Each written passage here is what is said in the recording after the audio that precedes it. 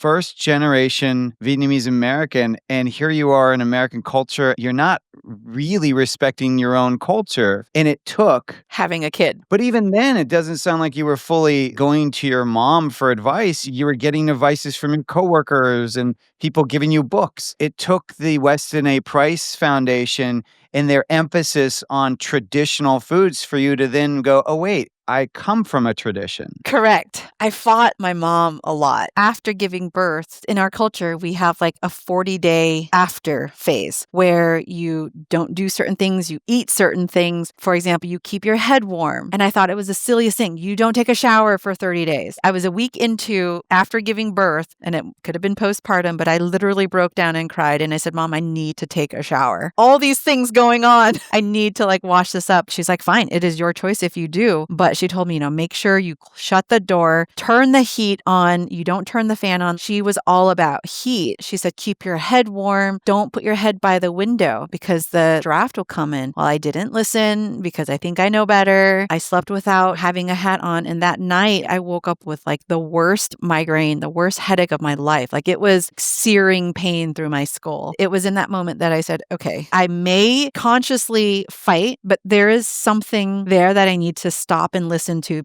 In the American culture, there's actually a term for people who came by boat. You call them boat people. And it's a condescending term. And my parents were boat people. Instead of embracing that, because I was born in the States, I looked down and frowned upon it. But there is so much wisdom in honoring traditions and specifically the nourishing traditions of our Asian culture that I completely dismissed up until I had my first kid and was completely humbled by that. I remember going to my friend's. I remember how he was embarrassed to bring people to his apartment. The fact that they were an apartment versus a house was shaming for him. And the smells were different. I don't know if it's pressure. I think you would be able to answer that better than I could. But there was definitely a vibe of be American and do it this way versus the old way. Do you think it was almost like an ethnic cleansing to a degree? Or do you just think it was kind of like that was the 80s or the 90s? Like that was just kind of what it was like then. If you're in America, you just pro-American habits and lifestyles. I don't know. It was very strong, though. I don't know if it was growing up in the 80s as an Asian American. I felt all of that. I completely resonate with how your friend must have been feeling. We have fermented smells. My mom fermented, and it's not just like a normal cabbage. It was like the stinkiest cabbage ever. And then on top of that, we've got the daikon radish, which smells so bad when you're even pickling it and opening up the fridge. She put it in my banh mi sandwich and put it in my backpack for science camp. So it got like all hot. And then when I brought it out, it smelled like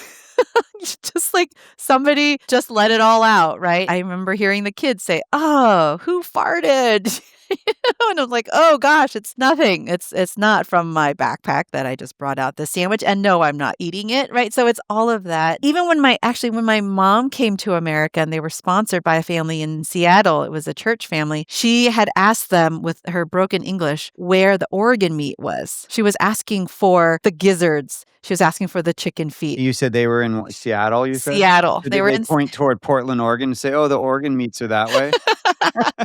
Well, her sponsor told her, she's like, oh, no. We don't eat that as Americans. That's dog food. So that was 1975. That is the truth of why so many people don't get organ meats is because historically it was seen as poor people's food or gross and not for human consumption, even though it's always been consumed by humans. It was a classist thing, It was like really seen as poor people's food. And honestly, if you look at even now that we have our farm, right? When one of our animals gets attacked, what does the predator go after first? It's the organ meats. It's the most nutrient dense. They know what to do. They let the muscle meat rot for a while before they eat it. It's very interesting. Here we are giving the most nutritious parts of our food over to our dogs. It's actually the most economical cuts of your meat. Honoring tradition is so important to me. But I'm just questioning, is it because the American culture doesn't have as much tradition? So for me, it's like this emptiness of like, well, I don't know what to honor in my own culture because it's such a mishmash and it's not really respected and I wouldn't even know where to start there. But for you, it's a clear line of like, oh, no, I know exactly where to go back to honor tradition. Oh, that's a really good point, James. It is very clear to me. My direct line is my mom. Actually, in our podcast, we just started a series on the Call to Farms podcast where I sat down with my mom, had the kids there and Tim, and we started asking her questions. Let's just go back from your childhood. And she talked about wartime. She talked about what she remembered. I want to capture it. If we don't, then where do we go from here? How do you plan ahead if you don't at least glean our ancestors or our history? That speaks true to American culture as well. We have to learn from our history to see where and how to plan forward. I think, to your point, American culture does not honor our elders. And if you look through some of the comments that I've gotten just from that first episode, they've said, we're so glad you're honoring. Like, we all need to do this. We don't honor our elders enough. I don't know what it is. I blame it on the microwave. I blame it on the fact that we came out with the microwave, which then brought convenience over to the families, into each families, removed moms, removed dads. Here's the first step of not just technology, but replacing the family unit to make things efficient, but not in a good way. Like, our nourishment needs to be the priority. You can manage every other area of your life with technology, but not the nourishing aspects of it. And that's what the microwave did. And I could go on about it so much.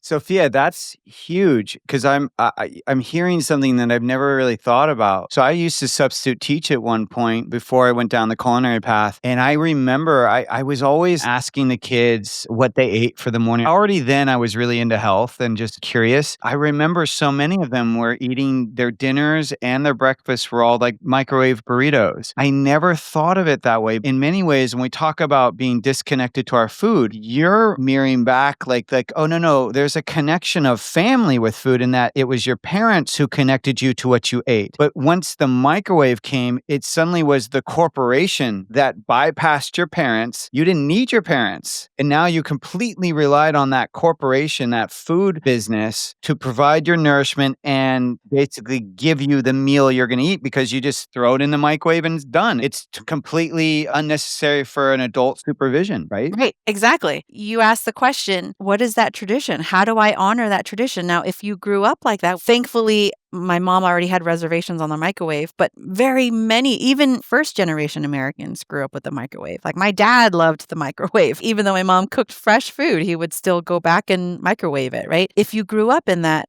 how do you ask the questions? How did you make this? Where did this come from? You naturally just don't think about it anymore. It's just, how do I get to the next task? How do I move on to the next thing? What we started with in the beginning, James, was you talking about how important it is to have intention in our food and the making of our food. If you remove that altogether, what do you have to work with?